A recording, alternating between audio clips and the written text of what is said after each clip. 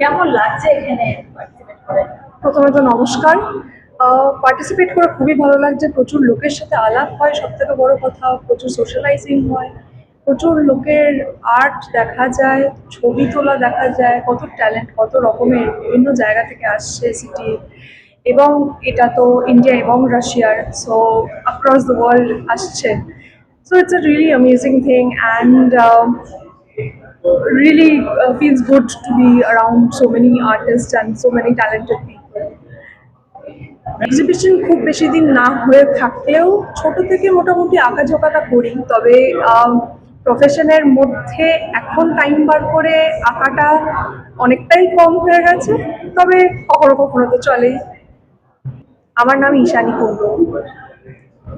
ছবির মাধ্যম থেকে ইজিলি কমিউনিকেট করা হয়, ঠিক আছে। আমি যদি আজকে আপনাকে বলি সুন্দরবনের বাঘের জন্য ক্ষতিকারক হয়ে যাচ্ছে, যে সুন্দরবনের ম্যানগ্রোভ অরণ্য গ্লোবাল ওয়ার্মিং এর জন্য শেষ হচ্ছে, সেটা আপনি বুঝতে পারবেন না যতটা আমি যদি আপনাকে একটা ছবির মাধ্যম দিয়ে যখন দেখাবো যে কিভাবে আইল্যান্ড গুলোর ব্রেকডাউন হচ্ছে, মাটি খসে যাচ্ছে, গাছ পড়ে যাচ্ছে ডিউ টু গ্লোবাল ওয়ার্মিং আর রাইজ অফ সি লেভেল ওয়াটারে, তখন আপনি ওই জিনিসটাকে ইজিলি কানেক্ট করতে পারবেন। কেন কি আমরা অনেক জিনিস না দেখলে বুঝতে পারি না, তো এইটাই হচ্ছে মেন জিনিস। তো ছবির মাধ্যম দিয়ে আমি এই মানুষ অনেক এমনি ডিসকানেক্টেড মানুষরা রয়েছে যারা যাদেরকে কানেক্ট করাটা আমার পক্ষে ইজি হয়।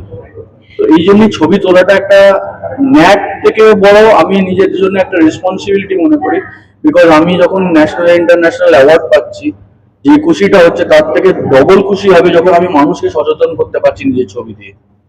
ছবি this is from central wild life sanctuary, Darjeeling এর কাছাকাছি, এটা আউটের তোলা।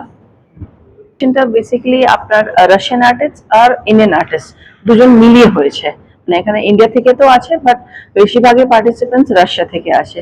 আর রাশিয়ান পার্টিসিপেন্টস মোস্টলি ওদের বেশিরভাগে আর্ট ওয়ার্ক আছে আর কয়েকটা ছবিও আছে, যেমন ওটা ছবি আছে। তো দুটো মিলিয়েই এই এক্সিবিশনটা করা হয়েছে, ওই জন্য থিমটাও আপনি দেখতে পাচ্ছেন রাশিয়ান ইন্ডিয়া আছে, তো এটা রাশিয়া আর ইন্ডিয়া মিলিয়ে, আর ওয়াইল্ড লাইফ ফটোগ্রাফি আর আর্ট মিলে আছে। লাইফ ফটোগ্রাফি তো প্রায় মানে হয়ে যাচ্ছে আপনার 10 বছর কাছাকাছি, আর এই এক্সিবিশনের সঙ্গে আমি যুক্ত আছি, মানে এরা প্রায় 2018-19 থেকে, তখন থেকে এক্সিবিশন গুলো হচ্ছে, আমরা পার্টিসিপেট করছি। স্কুল লাইফ না, এটা আমার চাকরিতে আসার পর থেকেই শুরু করেছি। আমার নাম হচ্ছে গ্রেস ম্যারিয়ন, আমি একটা assistant manager at government bank, and this is my passion, hobby, whatever you can call it. I would call it my passion. So যখন একটু ফ্রি টাইম বা একদিন দুদিন যা ছুটি পাই, ওটাতে চেষ্টা করি একটু প্রকৃতির কাছে যেতে, তখন এই পাখির ছবিগুলো তুলি।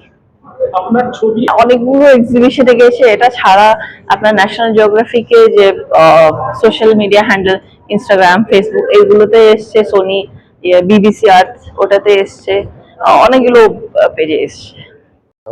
আমি একজন ওয়াইল্ড লাইফ ফটোগ্রাফার, বেশিরভাগ আমি কনজারভেশন ওরিয়েন্টেড ফটোগ্রাফিটা করাটা পছন্দ করি।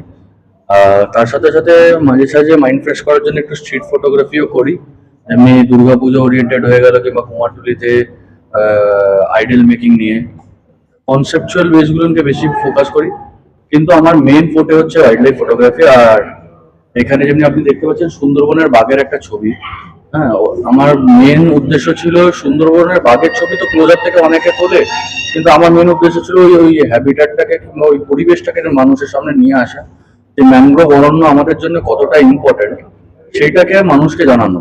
এবং আমার ছবির মাধ্যম থেকে আমি এটা স্প্রেড করতে চাই যে প্রত্যেকটা হ্যাবিটাট আমাদের জন্য খুব এসেনশিয়াল, এবং প্রত্যেকটা স্পিসিস, সে একটা পিঁপড়ে থেকে শুরু করে হাতি পর্যন্ত আমাদের জন্য খুব পৃথিবীর জন্য খুব এসেনশিয়াল, এবং এনভায়রনমেন্টের একটা মানে ব্যালেন্স রাখার জন্য খুব ইম্পর্টেন্ট।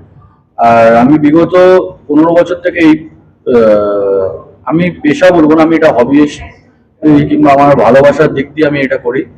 আর চেষ্টা করি যে যত মানুষকে আমি ওয়াইল্ড লাইফ ফটোগ্রাফি কিংবা ফটোগ্রাফি তো না, ওয়াইল্ড লাইফের সাথে যুক্ত করতে পারি, এটাই আমার মেন গোল। আর আগামী দিনে আমার চেষ্টা এটাই থাকবে যে এই এক্সিবিশনের মাধ্যম থেকে একটা বিশাল বড় প্ল্যাটফর্ম, যেখানে আমাদেরকে একটা দেশ বিদেশের মতন জায়গায় আমাদেরকে একটা মঞ্চ তৈরি করে দেওয়া। আমি খুব ধন্যবাদ জানাই শঙ্খ শুভ্রকে যে এমনি একটা তবু বিমানের এমনি এক্সিবিশন আগাগোড়াই একটা করা, যেখানে আমরা প্ল্যাটফর্ম পাচ্ছি আমাদের কাজ কিংবা আমাদের থট প্রসেসটাকে আরো বেশি করে উন্নত করতে। কেন কি যখন একটা ঘরানার কাজ করি তখন আমাদের মাইন্ডটা এক জায়গায় স্ট্যাটিক হয়ে যায়, কিন্তু যখন আমরা ইন্টারন্যাশনালি কম্পিটিশন গুলোকে পাচ্ছি তখন আমাদের জন্য আরো চ্যালেঞ্জেস বাড়ছে, আমাদের লেভেলটাকে আপ করার জন্য আরো বেটার হচ্ছে। আমি লাস্ট কিছুদিন আগে আমার একটা রাশিয়া এক্সিবিশন আমি চ্যাম্পিয়ন হয়েছিলাম। তার জন্য আমি এই এক্সিবিশনদেরকেই আমি থ্যাঙ্কস জানাবো, বিকজ এরাই আমাদেরকে এই প্রেশারটা ক্রিয়েট করে দেয় যে কম্পিটিশনটাকে কিভাবে নিজেকে আপ করতে হবে। তো এর জন্য আমি আগামী দিনেও অপেক্ষায় থাকবো যে এমনি ভালো আরো কয়েকটা এক্সিবিশন হোক, এবং আমার আগামী অনেকগুলো প্রজেক্টস রয়েছে যেগুলোকে নিয়ে আমি কাজ করছি, আর আমার কনজারভেশন নিয়ে আর টাইগার ডকুমেন্টেশন নিয়ে তো কাজ হচ্ছে। তো এটাই আমার বক্তব্য। আর আমি চাইবো যে যত বেশি মানুষ এই ওয়াইল্ড লাইফ এবং পরিবেশ নিয়ে সচেতন হতে পারবে, আমার মনে হবে যেন আমি এক এক স্টেপ এগোতে পারছি। এই উদ্যোগটা সত্যি অসাধারণ। এরা বিগত বেশ কয়েক বছর ধরেই এই ধরনের উদ্যোগ নিয়ে এবং আর্ট এবং ফটোগ্রাফি দুটো একসাথে কোলাবোরেশন করে যে এক্সিবিশনটা করছে, সেটা সাধারণ মানুষের কাছে মানে অভাবনীয় একটা পাওনা। একসাথে দুটো আর্টের মাধ্যম এক জায়গায় দেখতে পাওয়া, এটা সত্যি। এবং প্রত্যেক কটা কোয়ালিটি, শুধু ভারতীয় আর্টিস্ট নয়, ভারতের বাইরের আর্টিস্টরাও এখানে পার্টিসিপেট করে। এবং প্রত্যেক কটা আর্টিস্ট যে কোনো শিক্ষানবিশের কাছে, সাধারণ মানুষের কাছে, সাধারণ দর্শকের কাছে উপভোগ্য একটা উপস্থাপনা। এটা সত্যিই অসাধারণ, উন্নিশ জানানোর মতো। শ্রাবণ দাস, আমি একজন প্যাশনেট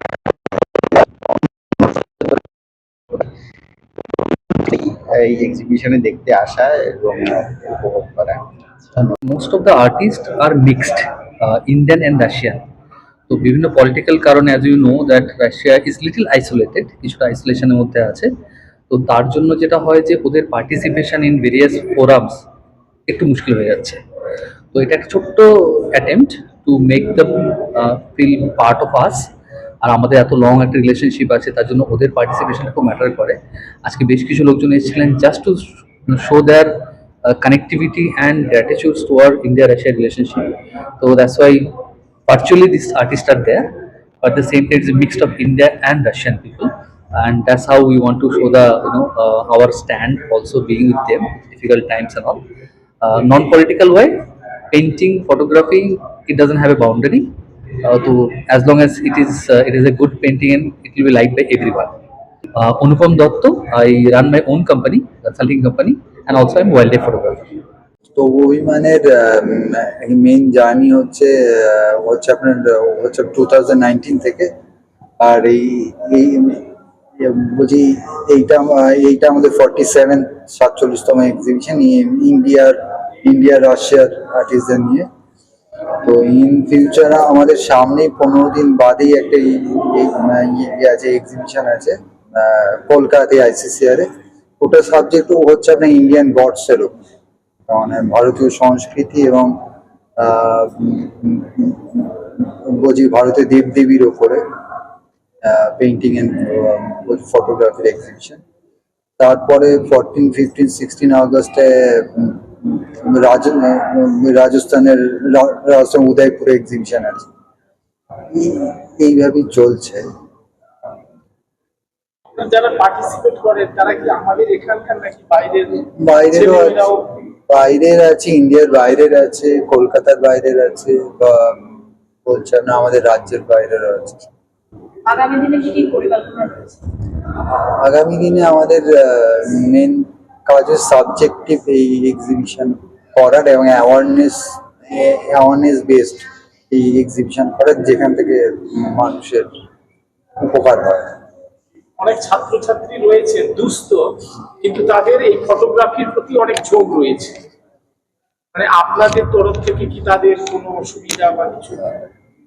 যে কোনো যাদের ফিনান্সিয়াল প্রবলেম আছে, এরকম পেইন্টার বা ফটোগ্রাফার, তারা যদি ছবি তুলে আগ্রহী হন এই এক্সিবিশনের ক্ষেত্রে, আমাদের তরফ থেকে আমরা কোনো পারিশ্রমিক বিনা কোনো ফিজেই এক্সিবিট করতে রাজি আছি, তারা যদি কন্ট্যাক্ট করেন নিজে থেকে এবং তাদের কাজ যদি এই এক্সিবিশনের